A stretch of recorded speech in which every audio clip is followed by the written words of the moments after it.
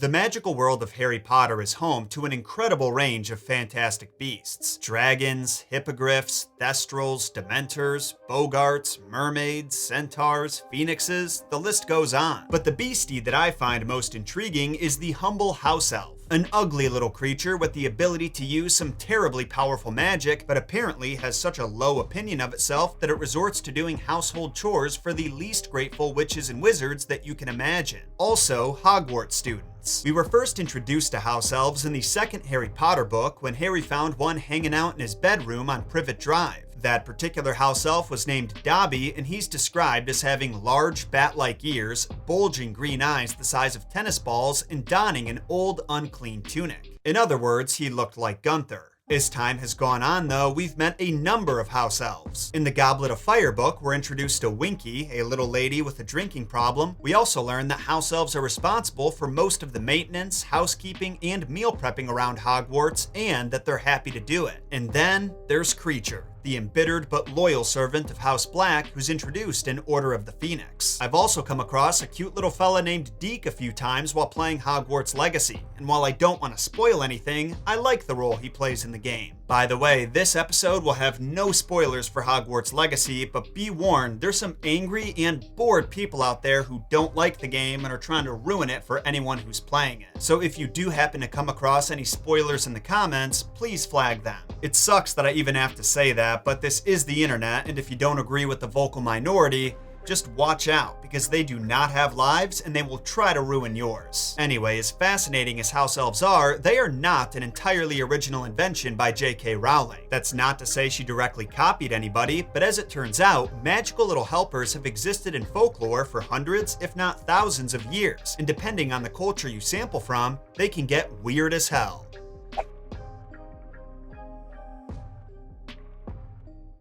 The creature that resembles Rowling's house elves the most has to be the Bruni, which has roots in 15th century Scotland and northern England. Brunies are small creatures that are human in their shape, but can range from looking like dirty little men to straight up goblins. Similar to house elves, the Bruni lives in the home of the family it serves and helps them out with daily tasks like cleaning as well as occasionally saving their lives. They prefer to avoid being seen and, like many mythical creatures, only come out at night. They're also very selective about their payment. They don't even want you to call it a payment. They prefer the term gift, and for that gift to be in the form of food, their favorites being milk and honey. If you make the mistake of leaving out money or clothes, they'll abandon your house and never come back, but it's not clear why. Some believe the Bruni gets offended that someone would assume they need payment beyond the satisfaction of helping, and others claim they simply want to return to the fairy realm they came from. It seems like Rowling was the first one who tied the act of payment to granting the servant freedom, a la Lucius Malfoy giving Dobby a sock.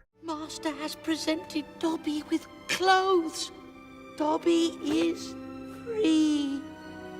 But I do appreciate her staying true to the folklore in the fourth book when Hermione goes all activist and starts to campaign for better treatment and payment of house elves along with making them clothes. It sounds like a nice mission statement, but literally all of the elves who heard about it, besides Dobby, found it insulting. They took pride in the work they did for their masters and around the castle. To them, a job well done was payment enough. If you were unlucky enough to find yourself on a Bruni's bad side, either because you gave them payment they didn't want or insulted the quality of their work, they would become your worst nightmare.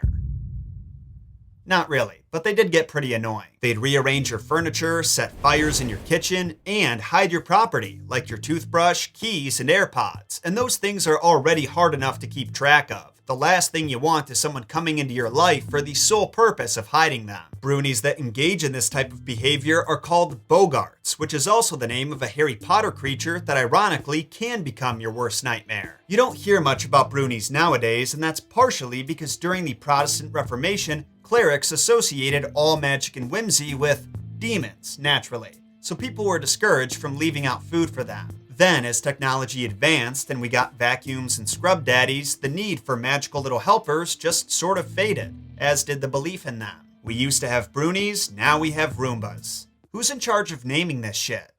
Tomty is another ridiculous name that household helpers in Sweden go by. It translates to homestead man. Tomti are domestic sprites that were responsible for the protection and welfare of the farmstead. Standing at a whopping 3 feet tall, resembling a wrinkly old man with a beard and donning dirty old rags for clothes, they were a force to be reckoned with. Just like Brunies and many other magical assistants, the Tomti can be a great source of help around the house, but you need to express your appreciation if you want them to stick around. They enjoy food, especially bowls of buttery porridge with honey, and they also appreciate when the residents of the house do their own part to keep the place clean. If the Tomti thinks they're the only ones carrying their weight, or worse, that you're neglecting your animals, they'll leave, and they'll kill your animals to end their suffering and begin yours. Questionable methods, but their heart's in the right place, I think.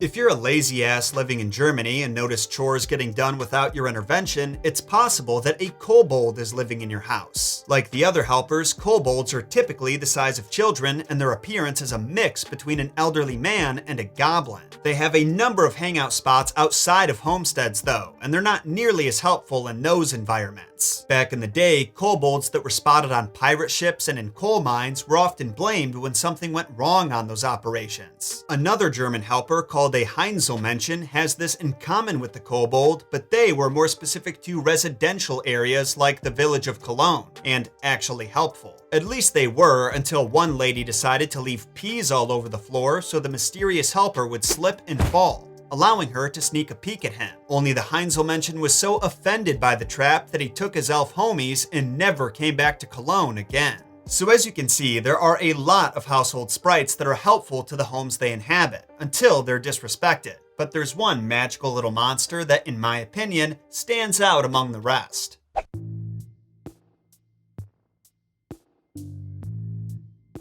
There's a rather infamous creature from Irish folklore called a Puca. It was a shape-shifting, mischievous fairy that could transform into both people and animals, but usually opted for dark-colored horses and hare-type creatures. Pucas preferred to live by rural communities near lakes and mountains, and only appeared to humans at night. They enjoyed chatting with people they spotted traveling alone, and owners of homesteads, typically using the same opening gambit to introduce themselves to people. Something along the lines of, "I think you're new here. I used to live in this house many years ago." Some Pucas even proceeded to give the strangers advice, protect them from harm, and deliver prophecies that may or may not have been true. There's a certain sect of Coraline fans who think the Black Cat is a Puca since he's so knowledgeable about the other world, which is likened to the fairy realm, and offers advice and looks after Coraline. Once again, the creature in question has some positive qualities, but that's only if they take a liking to you. Depending on your relationship with them and where they reside, they can be kind, chaotic, or straight up cruel. For instance, when they take the form of horses, they like to sneak up on drunkards walking home, offer them a ride to their destination, then once they have them on their back, they'll take them for the wildest ride of their life around the countryside just to drop them off exactly where they started. In Ireland's County Down, the Puca was a wizened little hobgoblin who showed up at people's houses demanding its share of the crops, even though it did nothing to earn it. In Lowis County, it was a terrifying shadowy phantom that chased lone travelers after sunset. To the south, he takes the form of a great eagle or bird of prey, and in the Midlands, it can be a black goat. Now at this point, you might be thinking, John, Pucas sound almost nothing like house elves. Why are we talking about this? And how did I get here? And why am I in handcuffs? Rest assured, all of your questions will be answered, except for the last two. You see, one of the most famous stories featuring a Puca was written by Irish poet Lady Wilde and included in her collection Ancient Legends, Mystic Charms, and Superstitions of Ireland. It's a pretty wholesome story, actually. In it, a farmer's son was doing his chores when he felt an invisible Puca push by him. He called out to the Puca, offering it a coat because it was cold outside. Then the Puca transformed itself into a bull and told the son to meet him in the old mill that night. The boy did as he was told and found the Puca had already completed all of his work by milling the sacks of corn into flour. And the Puca did this same favor for him every night. But one night, the boy hid in the barn to see the mysterious helper in his true form. Turned out he was a dirty little humanoid wearing dirty little rags, and the farmer's son, wanting to repay him for his generosity, gifted him a present of a finely made silk suit. Unlike the helpers from the last section, the Puca did not take the gift as an insult, but instead appreciated it. Still though, there were some unintended consequences. After the Puca put on the suit, he apparently felt pretty good about himself because he was suddenly inspired to travel the world, which meant he could no longer work for the farmer. It didn't really matter to the farmer though. The Puca's help had made him rich enough to retire and pay for his son's education. And as if that ending wasn't wholesome enough, when the farmer's son got married years later, the Puca left him a gift of a golden cup that was filled with a drink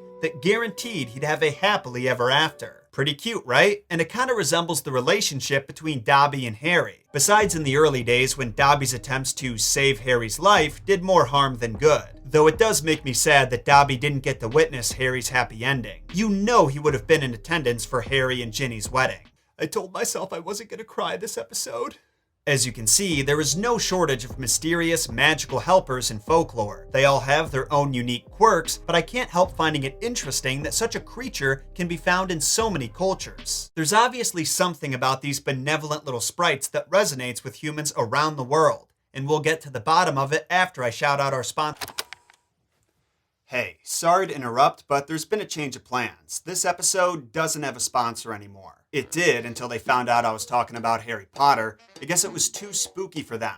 I don't know. It's all good. It's their business and their decision. But they didn't tell me about that decision until this morning, which left me no time to find a replacement sponsor. So if you want to balance out the abandonment issues I'm going to be crying to my therapist about next week, I would really appreciate you dropping a like and maybe even commenting to give us a little algorithm boost. Totally your call. I appreciate you watching regardless. Anyway, let's get back to it.